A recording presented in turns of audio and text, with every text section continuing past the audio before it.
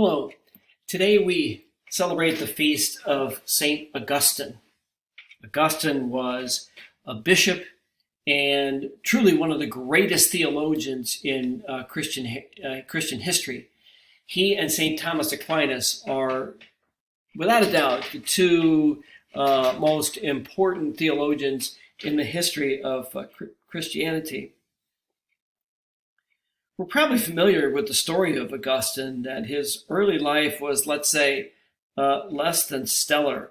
He engaged in a lot of behavior that was inappropriate. He followed many different pagan philosophies. He was searching, though. He was searching for something or someone to believe in. He finally became enamored of Christianity when he listened to the sermons of the Bishop of Milan, St. Ambrose.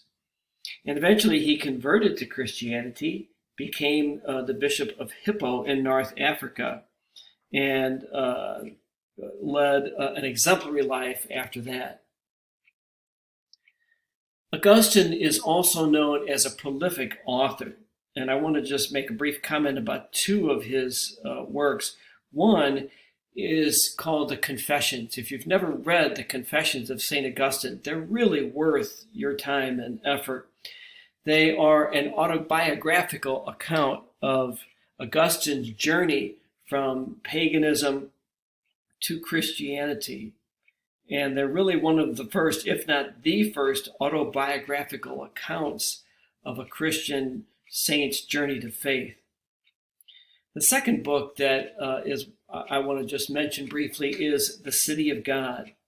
He wrote The City of God shortly after the city of Rome was attacked and sacked by Alaric, a Gothic, someone who was considered then a barbarian. And Augustine gave comfort to the people of Rome who were under attack and under threat by saying that even though the city of the city of man, Rome, might be under attack, God is still watching over us, and our final destiny is not the city of man, but is the city of God. Thank you for watching today. Have a great day.